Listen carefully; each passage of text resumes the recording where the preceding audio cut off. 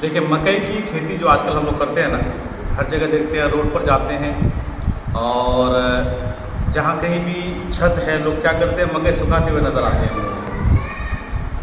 तो धान और गेहूँ ये सब की तो लोग ज़कात निकालते हैं, उस निकालते हैं ना। अब मकई के बारे में लोग शक में रहते हैं कि मकई की खेती में जो पैदावार है, जो मकई हम लोग मकई कोर्सी, तो इस मकई की खेत में उश्र देना है या निस्फ उश्र देना है। यानी जो ज़कात के तौर पर हम निकालते हैं ना, मदरसे में या मस्जिद में देते हैं, लोग मस्जिद में उठाते हैं लेकिन उसको फिर मदरसे में लगाते हैं इलाही शरीक करके।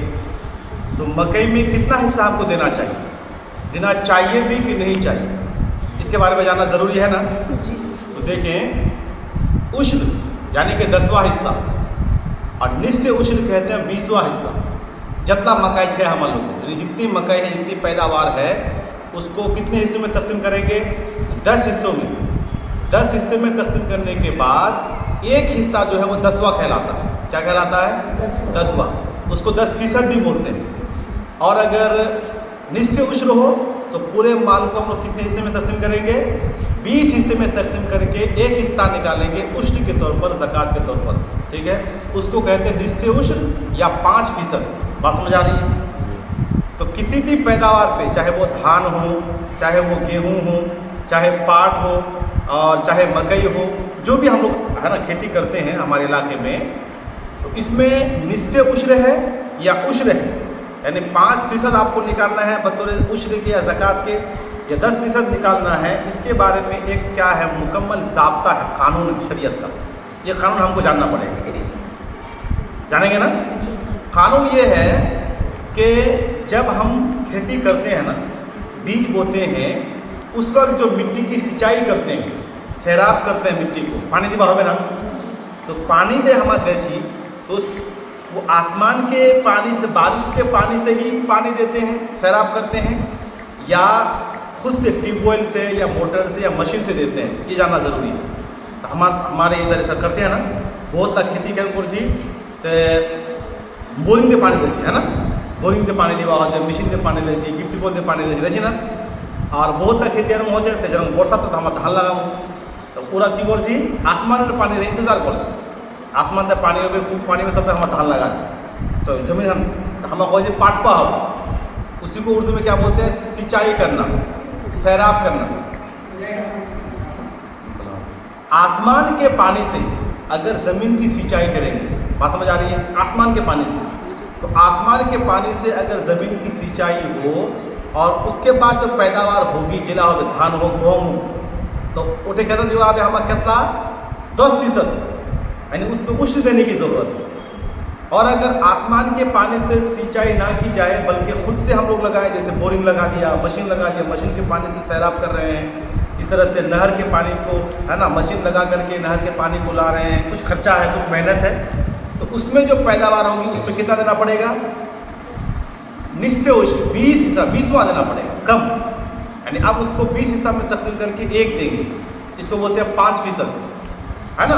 तो ये कायदा है कि अगर आसमान के पानी से हमने ज़मीन को सैराब किया है तो देना पड़ेगा उश्र 10%। और अगर अपनी तरफ से डीप ट्यूबवेल हुआ या ट्यूबवेल हुआ, मोटर के पानी से अगर सैराब किया है तो हमको देना पड़ेगा 5%, यानी कि 20वां हिस्सा, जिसको निस्फ उश्र कहते हैं। अब मकई की बात करें कि मकई में कितना देना है। आजकल मकई की खेती हम लोग तो बहुत ज़्यादा करते हैं, और इतना ज़्यादा कि यहाँ रामगंज, यहाँ से लेकर रामगंज तक और दासपरा तक पूरे रोड में मकई ही मकई है। हालांकि लोगों को चाहिए कि है ना, आने जाने वाले को तकलीफ ना हो, परेशानी में लोग मुब्तला होते हैं, काफ़ी एक्सीडेंट भी हो जाते हैं, इतनी बड़ी बड़ी ईंट भी रख देते हैं, है कि नहीं। तो इससे हमको बचना चाहिए, लोगों को तकलीफ होती है। तो कह रहे हैं मकई की खेती बहुत करते हैं, उसमें मुनाफा भी बहुत है, नफ़ा से ना, इसलिए तो करते हैं। तो जब मुनाफा है, खेती करते हैं और लाखों कमाते हैं, तो इसका कुछ हिस्सा देना पड़ेगा कि नहीं पड़ेगा, अल्लाह और उसके रसूल के नाम पर, है ना। तो ज़कात निकालना पड़ेगा, गरीबों का हिस्सा उसमें होता है, अमीरों के माल में। तो लोग भूल जाते हैं कि मकई का भी देना चाहिए, धान का थोड़ा बहुत दे देते हैं, गेहूँ का भी थोड़ा बहुत दे देते हैं, लेकिन मकई के बारे में सोचते भी नहीं कि देना पड़ेगा।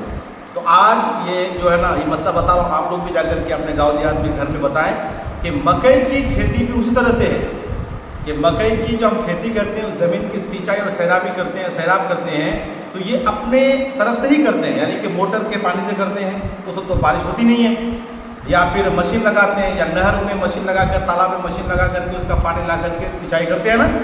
तो जब जब खेत में हमको पानी देने की ज़रूरत पड़ती है तो कौन सा पानी देते हैं? खुद से पानी लगाते हैं।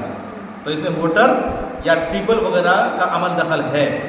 तो जहाँ पे मैंने कायदा बताया है कि जहाँ आसमान का पानी नहीं होता है बल्कि अपनी तरफ से ट्यूबवेल वगैरह से पानी दे करके पैदावार हम करते हैं, खेती करते हैं, ज़मीन को सैराब करते हैं, तो उसमें फिर निस्फ़ उश्र होता है, यानी कम।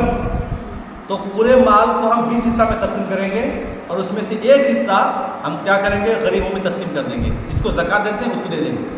या फिर हर जगह क्या होता है, मस्जिद और मदरसे की तरफ से लोग जाते हैं और उश्र निकालते हैं तो उनको दे दें आप। फिर मस्जिद और मदरसे की कमेटी वाले वो लोग है ना हिलाई शरी करके मदरसे में लगा देंगे। तो ये पैगाम जो है मैं चाहूँगा कि हमारे जो नाज़रीन व्यूअर्स हैं है ना, इस पैगाम को दूसरों तक भी शेयर करें और ख़ुद भी इस पर अमल करें कि मकई जो है, मकई में निस्फ़ उश्र है, यानी कि 20वां हिस्सा या 5% कह लीजिए, 5% आपको बतौर उश्र के निकालना आप पर वाजिब व ज़रूरी है ना। इसमें है ना कोताही ना करें, वरना पूरा का पूरा माल आपके लिए नाजायज़ व हराम हो जाएगा और गरीबों का हिस्सा खाने वाला, गरीबों का हक़ खाने वाला आप करार पाएंगे। उम्मीद करता हूँ ये चंद बातें आप लोगों को समझ आई होगी, है ना। इंशाअल्लाह फिर दूसरे है ना मसले पर हम बात करेंगे। अस्सलामु अलैकुम व रहमतुल्लाहि व बरकातहू।